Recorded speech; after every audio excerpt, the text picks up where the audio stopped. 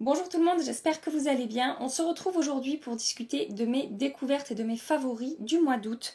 J'ai fait pas mal de jolies découvertes ce mois-ci, donc je vais vous présenter tout ça. Mais juste avant, comme toujours, si vous avez aimé cette vidéo, pensez à la liker avant de partir, pensez à appuyer sur ce petit pouce en l'air. Et si vous êtes tout nouveau sur ma chaîne, bienvenue à vous, pensez à vous abonner pour ne rien manquer de la suite des aventures YouTube. Et comme toujours, pensez à me partager en commentaire quelles sont vos découvertes et vos favoris du mois d'août.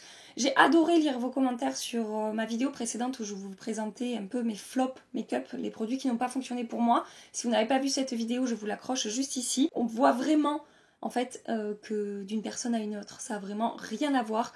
Et donc c'est pareil pour les favoris. Partagez-moi ça en commentaire parce que j'adore lire vos commentaires sous mes vidéos favoris. Voilà, le premier produit que je vais vous présenter aujourd'hui, c'est ce que je porte sur les yeux. Il s'agit de la palette Norvina de chez Anastasia Beverly Hills. C'est simple, quand je n'ai pas fait mes make-up ultra rapides comme je vous ai montré dans ma routine make-up où je mets juste un peu de bronzer et d'highlighter sur mes yeux, quand je voulais quelque chose d'un peu plus sophistiqué on va dire, j'ai utilisé la Norvina très souvent ce mois-ci depuis que je l'ai acheté. Et j'en suis vraiment contente. Je pensais pas autant l'aimer dans le sens où, bon, j'ai pas du tout été surprise par la qualité de la palette, puisque j'ai toujours aimé la qualité des palettes Anastasia. Par contre, je ne pensais pas autant aimer les teintes en fait. Et je sais pas, j'adore utiliser cette palette, j'adore les make-up que j'arrive à réaliser avec. En particulier deux fards pour moi qui sont absolument magnifiques dans cette palette. C'est ce fard ici, qui est vraiment magnifique, et ce fard ici, que j'adore également. Et j'ai d'ailleurs utilisé ces deux fards là, celui-là et celui-là, pour réaliser mon make-up aujourd'hui. C'est vraiment une excellente palette, malgré le fait qu'elle soit poudreuse.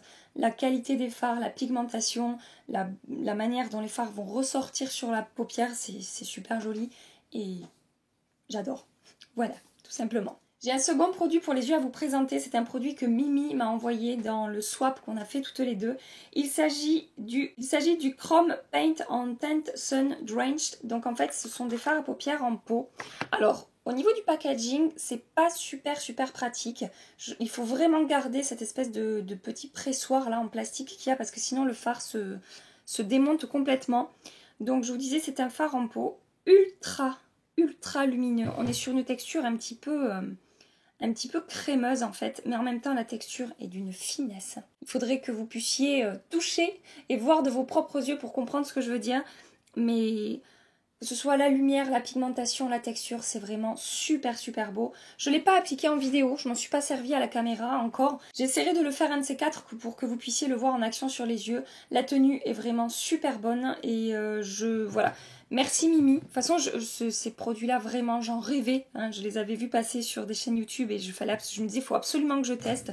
Donc, grâce à Mimi, j'ai testé cette magnifique teinte dorée avec de légers reflets rose gold. Et je vais définitivement m'acheter d'autres teintes parce que vraiment, c'est super réussi. Je passe à la catégorie highlighter. J'ai deux produits à vous présenter. Le premier, il s'agit d'un produit de chez Farsali. C'est le Jelly Beam Illuminateur. On est sur un highlighter un petit peu particulier puisque c'est une texture vraiment spéciale. Je pense que vous pouvez le voir, c'est de la gelée en fait. Et j'avais entendu beaucoup de bien de ce produit aux États-Unis. Donc quand je l'ai vu arriver chez Sephora, j'ai craqué. Et c'est l'highlighter que je porte aujourd'hui. J'adore, pourquoi? Parce qu'il a vraiment cet effet mouillé que j'apprécie. De toute façon, la texture est mouillée, donc forcément, il a un rendu un petit peu peau mouillée. Alors, à appliquer, il n'est pas forcément évident, c'est-à-dire que je trempe un tout petit peu mon Beauty Blender dedans. Je viens bien tapoter sur le haut de ma main pour bien disperser le produit sur mon éponge. Je presse mon éponge et je viens le tapoter sur mes joues. J'ai essayé de le prendre directement et de le tapoter sur mes joues.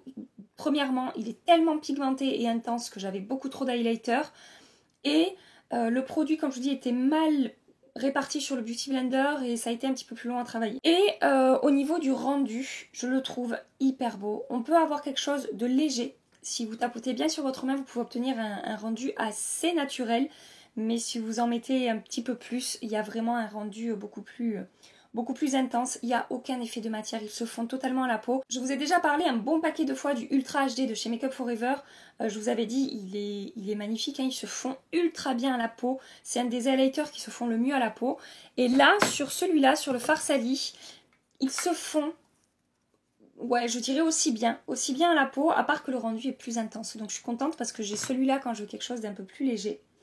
Et j'ai celui-là, quand je veux quelque chose de nouveau, je vous dis avec un effet mouillé qui se fond très bien à la peau et un rendu un peu plus intense. Et enfin pour terminer, la teinte, je trouve qu'elle correspond vraiment très bien à ma carnation. Et on est sur un champagne un petit peu. Et voilà, je le trouve vraiment, vraiment super joli. Je suis très très contente d'avoir craqué pour ce produit, je ne regrette absolument pas. Le deuxième highlighter que j'ai à vous présenter, c'est un produit de chez Iconic London. Il s'agit du Luminous Powder que je vous avais présenté dans mon dernier haul, il me semble. Donc c'est un highlighter qui est vendu comme pouvant s'utiliser sur le corps et sur les joues. Alors sur les joues, je rencontre un petit souci. Malgré le fait qu'on puisse mélanger les différentes teintes, il y a cette teinte bronze là un petit peu foncée qui ressort plus que les autres teintes un peu plus claires. Et du coup sur mes joues, j'arrive à obtenir quelque chose qui me correspond, mais il faut que je fasse attention à pas trop prélever cette teinte là. Je vous ai fait un swatch ici. Donc vous pouvez voir qu'en mélangeant toutes les teintes, c'est quand même vraiment doré avec un côté un petit peu chaud. Et finalement cette teinte un peu plus claire ici, quand je la swatch, c'est plus clair, c'est ici. Là la caméra, je ne sais pas si vous verrez, c'est plus clair mais on est encore sur un côté vraiment doré. Mais par contre sur une peau un peu plus foncée que la mienne, je pense que cet highlighter doit être parfait. Par contre je l'ai utilisé sur le corps avec un gros pinceau poudre. Par exemple j'ai utilisé mon powder brush de chez Real Techniques et je sais pas pourquoi, c'est quelque chose que je faisais pas souvent, pourtant j'adore quand je vois les nanas à la caméra appliquer de l'highlighter sur leurs os ici ou sur les épaules, je trouve ça super beau. Et moi j'utilisais plutôt des produits, des huiles scintillantes, des choses comme ça. Et là j'ai essayé avec cet highlighter et j'ai adoré en fait le rendu. Comme ce que je voyais à la caméra, ça s'est produit sur moi. Donc j'étais enchantée, ravie, j'aurais très bien pu le faire avant avec d'autres produits, avec d'autres highlighters. Mais bon, voilà, je l'ai utilisé comme ça et vraiment c'est super joli, ça apporte un joli glow à la peau. Et en plus ce côté, je vous dis, qui réchauffe un petit peu, ça apporte un effet un petit peu plus hâlé, un petit peu bronzé à la peau. Et au niveau de la texture, il est vraiment très réussi, la matière va très bien se fondre à la peau, il est facile à travailler, il ne fait pas de démarcation, il s'estompe très bien et il est assez imperceptible en fait sur la peau.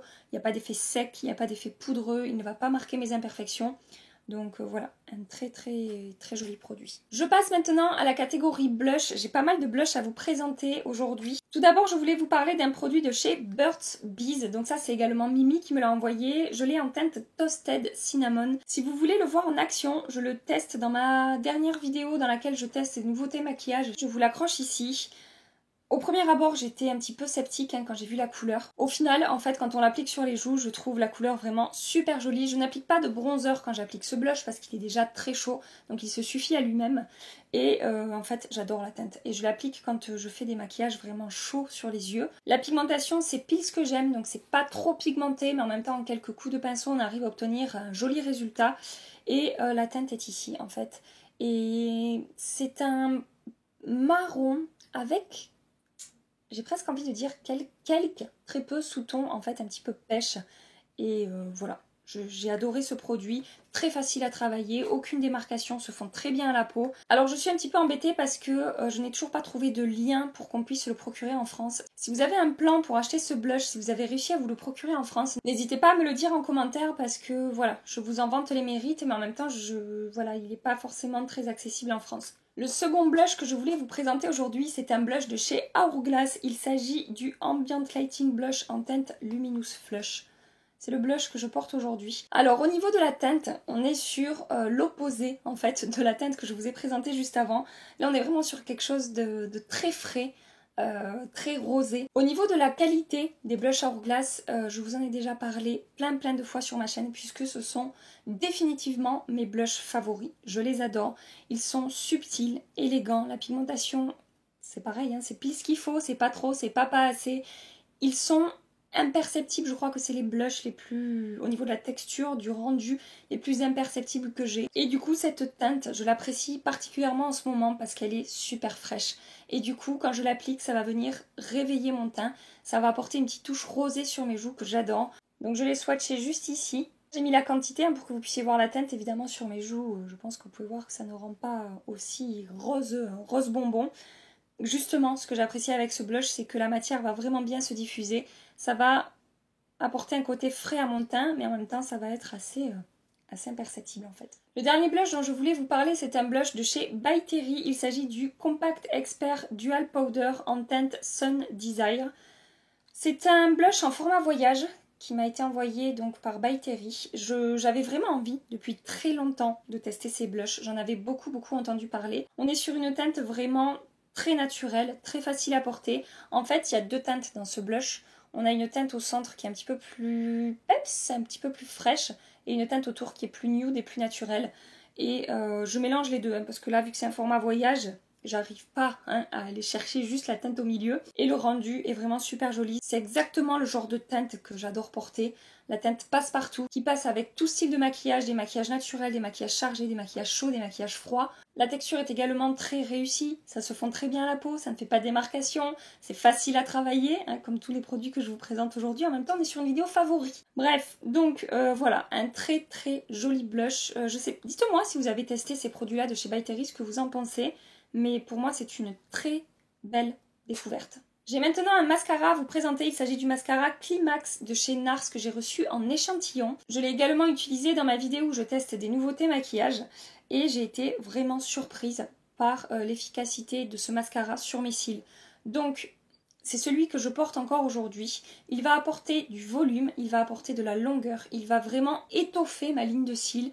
La tenue sur moi est bonne, alors je sais que certaines d'entre vous rencontrent des soucis avec ce mascara au niveau de la tenue, qu'il s'effrite et qu'il fait des chutes, mais vraiment beaucoup de chutes au cours de la journée sur les joues. Je ne rencontre pas ce souci-là, je n'ai vraiment aucun problème au niveau de la tenue.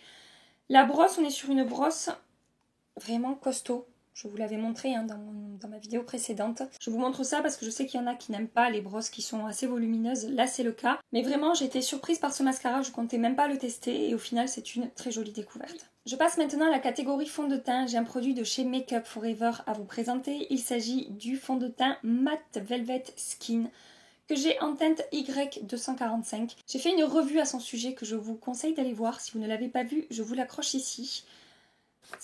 Je crois que c'est ma plus belle découverte ce mois-ci, c'est ce produit. Depuis que je l'ai acheté, je ne porte quasiment plus que celui-là quand je veux un fond de teint assez couvrant. Quand je veux quelque chose de plus léger, ce sera le produit que je vais vous présenter juste après. Il a un rendu ultra naturel sur la peau par rapport à sa couvrance. Il se fond super bien la peau, il va lisser mes pores, il va avoir un rendu un petit peu photoshopé sur ma peau. Il a un rendu semi-mat, mais il y a quand même une jolie lumière qui se dégage de ce fond de teint et il évolue vraiment super bien au cours de la journée sur ma peau. Je crois que c'est ce que je préfère avec ce fond de teint, c'est la manière dont il va évoluer dans la journée. Ce fond de teint va rester en place du matin jusqu'au soir sans bouger.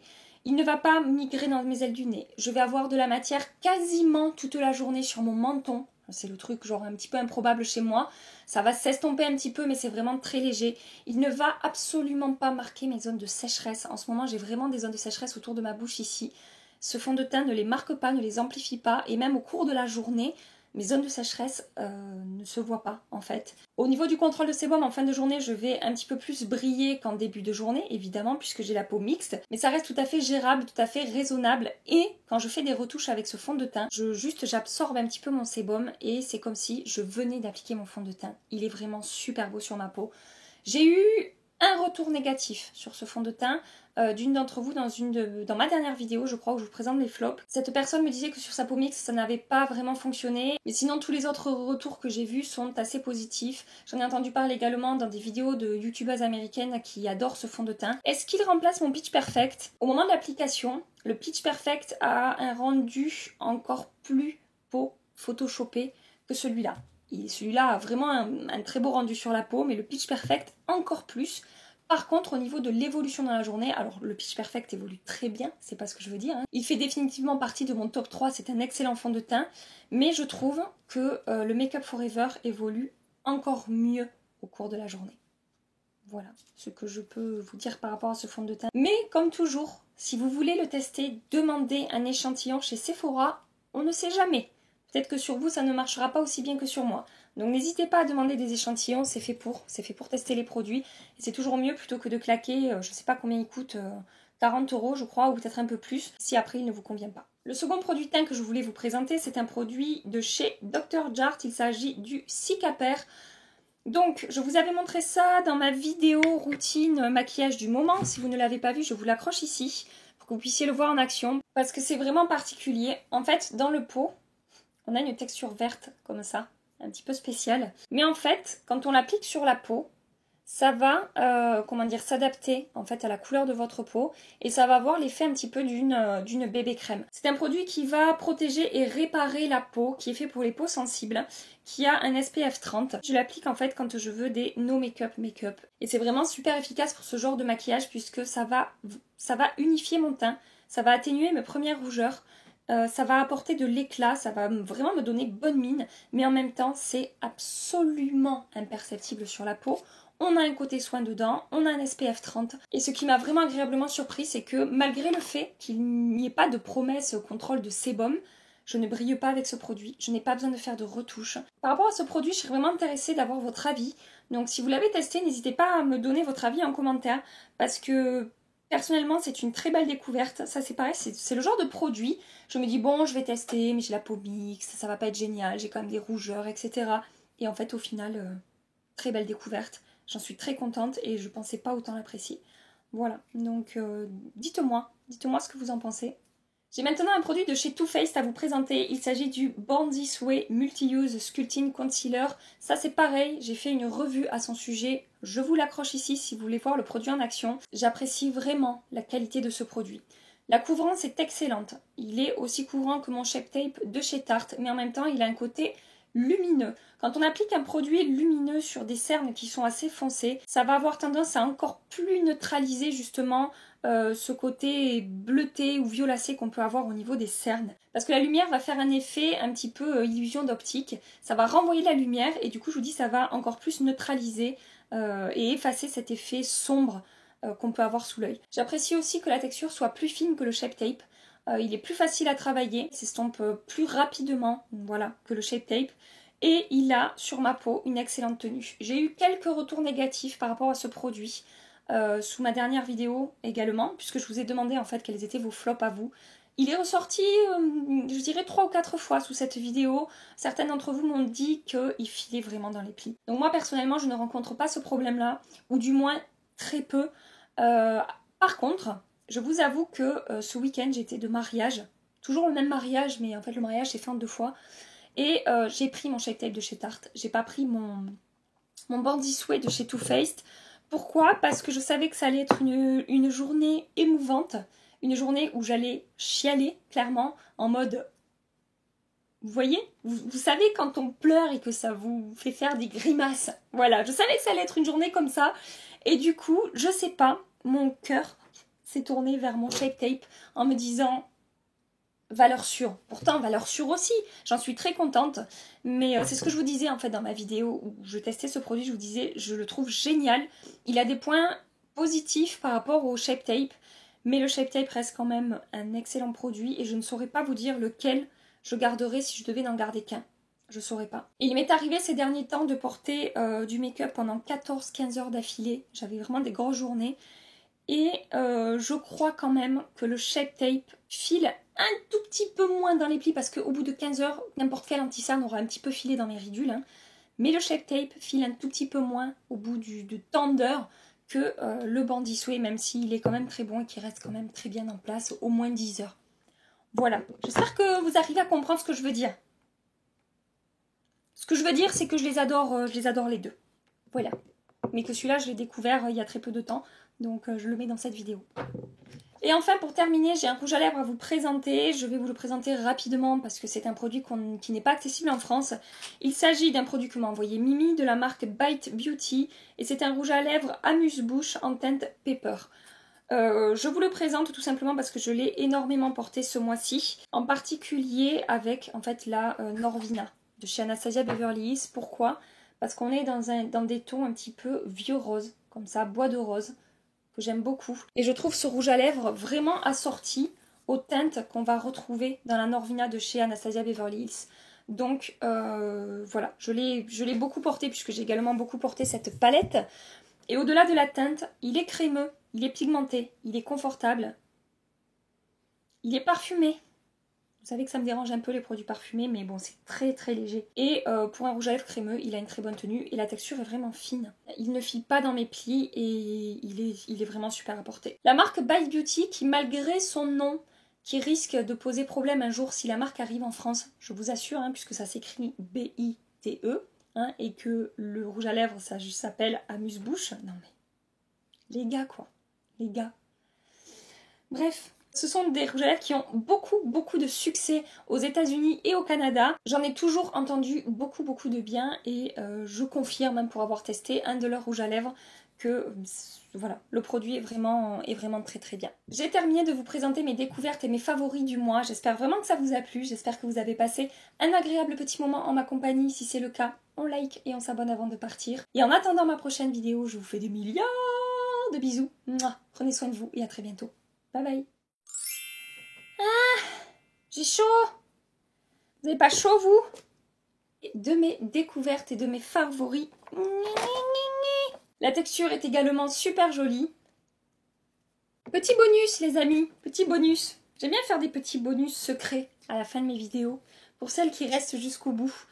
J'ai continué à porter la poudre Nude by Nature. Et alors, mon avis est de plus en plus positif par rapport à cette poudre.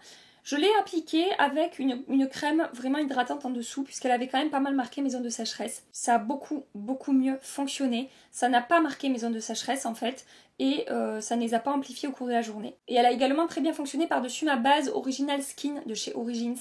Donc je l'ai testée depuis que j'ai fait la vidéo où je l'ai testée pour la première fois. Je l'ai testée 4 ou 5 fois. Et je vous dis, avec quelque chose d'hydratant en dessous, ça se passe super bien, elle unifie bien mon teint, elle apporte une jolie lumière et j'apprécie de plus en plus ce produit. Voilà pour ce petit bonus. Je vous fais des bisous, je me casse, faut que j'aille bosser.